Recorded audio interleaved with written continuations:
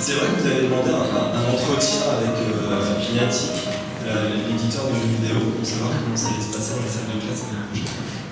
Oui, c'est vrai. Ça peut paraître dérisoire à certains, mais honnêtement, ça n'est pas tant que ça, parce que vous imaginez bien que dans des établissements scolaires, en fait, d'abord, il faut connaître le jeu pour comprendre de quoi on parle.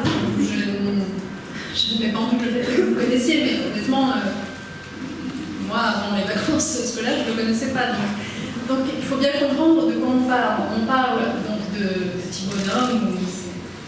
Alors là, je me suis engagée dans un truc.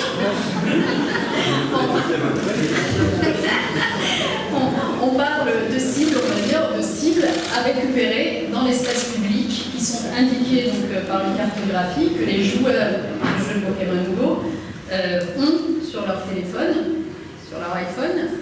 Et ces cibles en question à récupérer, vous pouvez les trouver n'importe où dans la nature, vous pouvez les trouver aussi dans des équipements publics, y compris à l'intérieur des équipements publics. Donc il y a un premier sujet, c'est que pour les cibles les plus précieuses du jeu, qu'on appelle les Pokémon rares,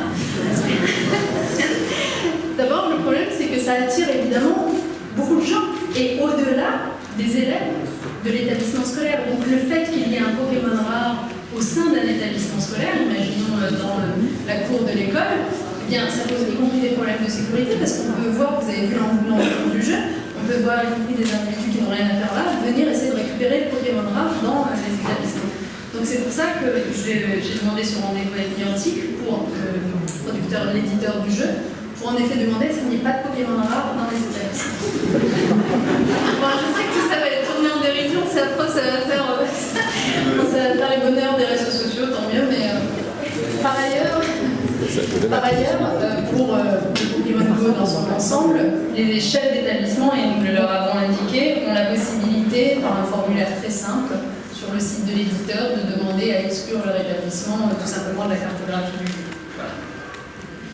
Mais pour revenir à un sujet peut-être plus générique que celui-là, qui est l'éducation aux médias et à l'information, j'insiste aussi sur le fait que, précisément dans cette éducation aux médias et à l'information, on apprend à nos élèves à se méfier, par exemple, de ce qu'ils transmettent comme données privées sur Internet, de l'utilisation que l'on fait des jeux, parce qu'après tout, on vous demande souvent de cocher des cases sans que vous ayez bien lu le formulaire, etc.